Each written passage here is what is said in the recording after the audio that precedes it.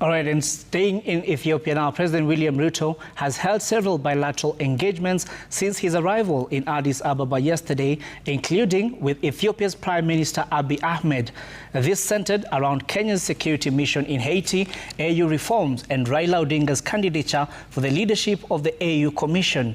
A day to the election at the Head of State Summit, he's also attended side events on the establishment of an African credit rating agency, the humanitarian crisis in Sudan, and this evening he is expected to attend a press briefing of the AU Peace and Security Council on the conflict in DRC. We're now joined by Olive Barrows in Addis. Olive, what more can you tell us about what's going on in Addis?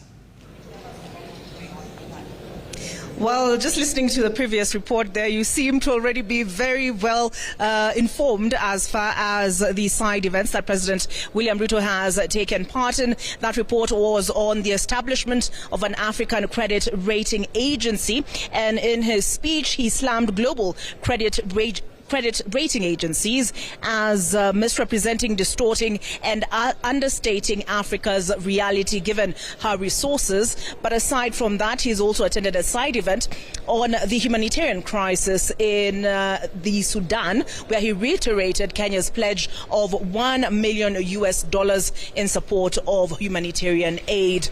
Aside from that, we expect this evening that he will attend an event on the crisis, the conflict in the Democratic Republic of Congo, hosted by the Africa Union Peace and Security Council. So that's what President William Ruto has been doing today, aside from bilateral meetings. You mentioned there Abiy Ahmed, who is Ethiopian Prime Minister, whom he met with and also shared a platform on the event on Sudan. But aside from that, he's met or interacted with the Senegalese President, the Barbados Prime Minister, the Cote d'Ivoire President, as well as Algeria and Zambia's presidents at these events and along the corridors of the Africa Union headquarters. In fact, we've seen a lot of presidents who ordinarily would not lay eyes on here at the AU headquarters. They're up and about. I suppose there is also some lobbying ahead of the Head of State Summit tomorrow, and that has to do with the AU elections. So that's so far what we have today. We'll have comprehensive reports for you by Seth Olale,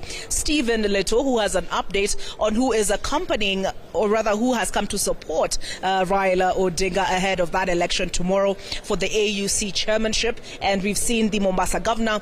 We've seen, aside from that, several members of parliament, including the minority leader Junet Mohammed. We've also seen Anyang' Nyong'o, who is the Kisumu governor. As I said, Stephen Leto will have more detail at 7 and at 9. And we'll also have Seth Olale, who will brief us on his attempts to get the president